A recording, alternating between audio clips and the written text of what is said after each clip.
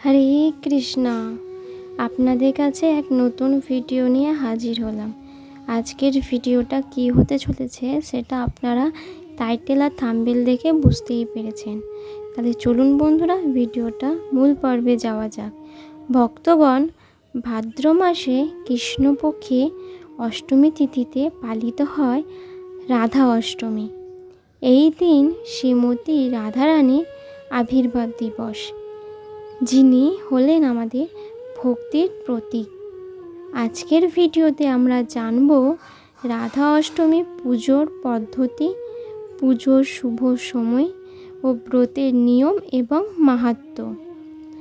রাধা অষ্টমীর মাহাত্ম্য: রাধারানী ভক্তি সর্বোচ্চ রূপ। শ্রীকৃষ্ণের নিজেও বলেছেন সেটা। রাধা ছাড়া শ্রীকৃষ্ণের ভক্তি পূর্ণ হয় না।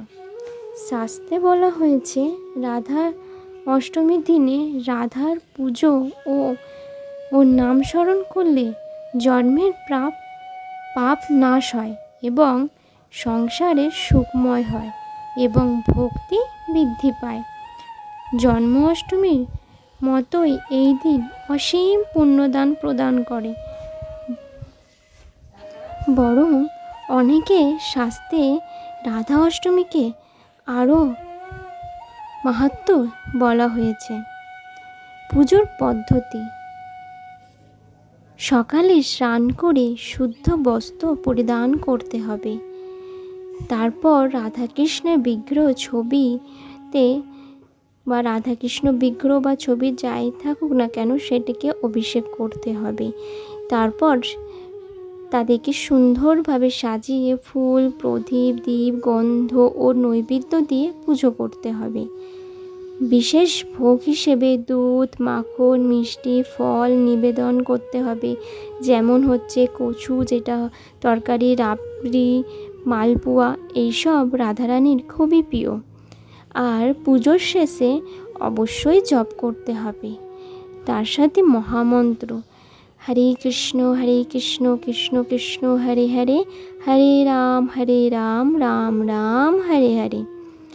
এই পুজোর সঠিক সময় থাকছে 2025 সালে রাধা অষ্টমী কবে পালিত হবে, সেটি হচ্ছে 31শে আগস্ট রবিবার পালিত হবে রাধা অষ্টমী।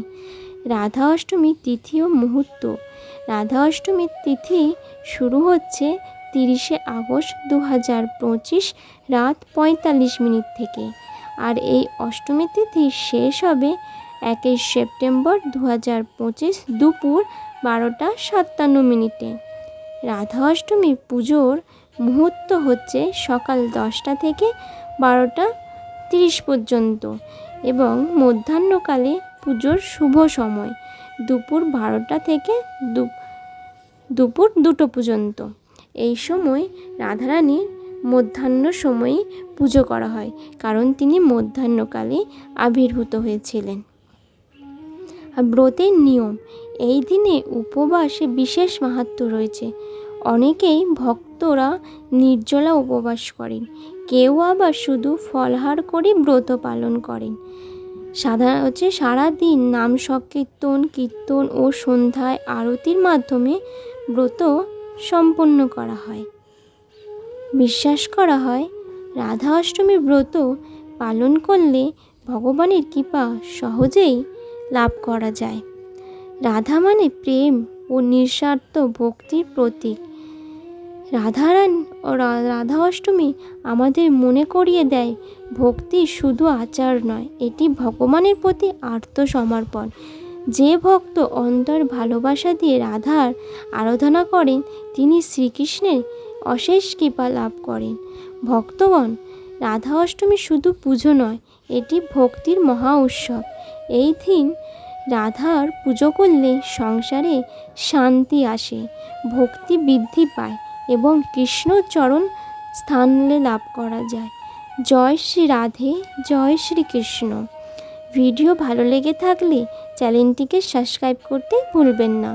ভক্তিমূলক ভিডিওর সাথে থাকুন আপনার প্রিয় চ্যানেল ভক্তি সাথীতে। হরে কৃষ্ণা, রাধে রাধে। সকলে ভালো থাকুন, সুস্থ থাকুন।